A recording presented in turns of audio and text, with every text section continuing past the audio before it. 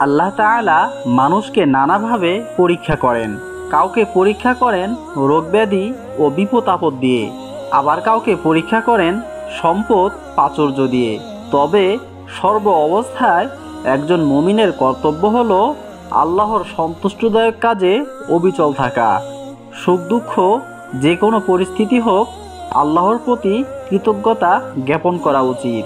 আবু হুরায়রা রাদিয়াল্লাহু তাআলা আনহু থেকে বর্ণিত, নবী করিম সাল্লাল্লাহু আলাইহি ওয়াসাল্লাম বলেছেন, বনি ইসরায়েলের মধ্যে তিনজন লোক ছিল।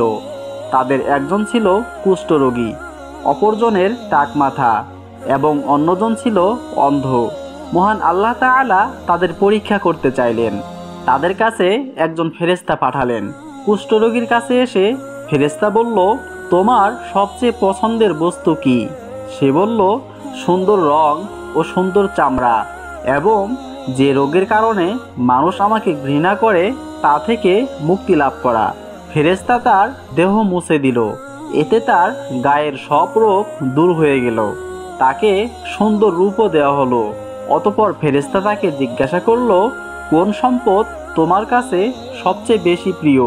সে বলল, উট। অতঃপর তাকে 10 মাসের গর্ভবতী একটি উটনি দেওয়া হয়। ফেরেশতা বলল, আল্লাহ তোমাকে এতে বরকত দিন। অতঃপর ফেরেশতা টাকওয়ালার কাছে এলো। তাকে জিজ্ঞাসা করলো, তোমার সবচেয়ে প্রিয় জিনিস কি? সে বলল, সুন্দর রং এবং টাক অবস্থা থেকে পরিত্রাণ পাওয়া, যার কারণে মানুষ আমাকে ঘৃণা করে। ফেরেশতা তার মাথা মুছে দিল। তার টাক ভালো হয়ে গেল। তার মাথায় সুন্দর চুল গজালো। ফেরেশতা প্রশ্ন করল, কোন সম্পদ তোমার কাছে খুব প্রিয়? সে বলল, গরু। তাকে একটি গর্ভবতী গাভী দেওয়া হলো। তিনি বললেন, আল্লাহ তাআলা তোমাকে এতে বরকত দান করুন। অতঃপর ফেরেশতা অন্ধ ব্যক্তির কাছে এলো। তাকে জিজ্ঞাসা করলো, তোমার সবচেয়ে প্রিয় জিনিস কি? সে বলল, আল্লাহ যেন আমার দৃষ্টিশক্তি ফিরিয়ে দেন, যেন আমি মানুষকে দেখতে পারি। ফেরেশতা তার চোখ স্পর্শ করলো। তার চোখের দৃষ্টি আল্লাহ তাআলা ফিরিয়ে দিলেন। ফেরেশতা জিজ্ঞাসা করলো, কোন ধরনের সম্পদ তোমার কাছে সবচেয়ে বেশি প্রিয়? সে বলল, ছাগল। তাকে বেশি বাচ্চা দেয় এমন একটি ছাগি দেওয়া হলো। অল্প দিনের ভিতর উট, গাভী ও ছাগলের বাচ্চা হলো। প্রত্যেকের এক একটি প্রান্তর ভরে গেল উট, গরু ও ছাগল দিয়ে। অতঃপর আগের ফেরেশতা কুষ্ঠরোগীর কাছে প্রথম বেশ ধারণ করে এসে বলল, আমি একজন অসহায় ব্যক্তি।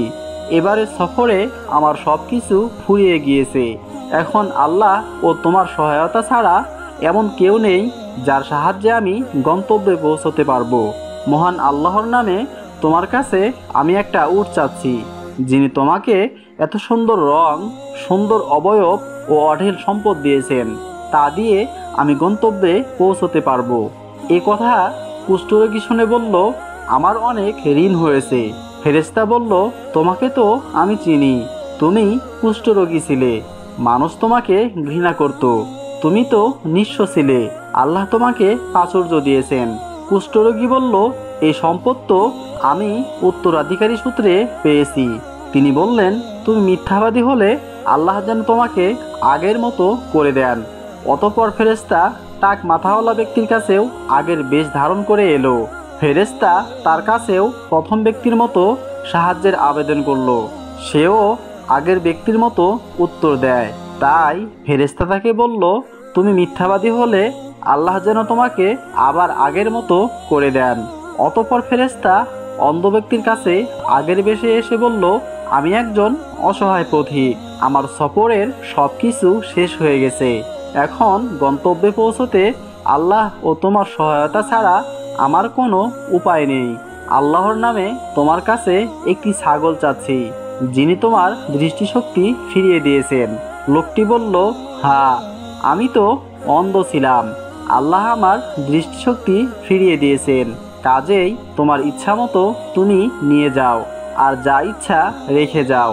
আল্লাহর শপথ, আজ তুমি যা নেবে তাতে তোমাকে কোনো বাধা দেব না। ফেরেশতা বলল, তোমার সম্পদ তোমার কাছে থাকুক। তোমাদের সবাইকে পরীক্ষা করা হয়েছে। তোমার প্রতি আল্লাহ তাআলা সন্তুষ্ট আছেন। এবং তোমার অপর দুজন সঙ্গীর প্রতি অসন্তুষ্ট হয়েছেন। এই হাদিসটি বুখারী শরীফ ও মুসলিম শরীফে বর্ণিত হয়েছে। সম্মানিত বন্ধুগণ, আজকের এই ভিডিও থেকে একটি বিষয় শিক্ষণীয় হলো, একজন মুমিনের পাঁচ ওয়াক্তের সময় সাধ্যমতো অন্যের সহায়তায় এগিয়ে আসা উচিত, কারণ অর্থবিত্ত সবই মহান আল্লাহর একান্ত অনুগ্রহ।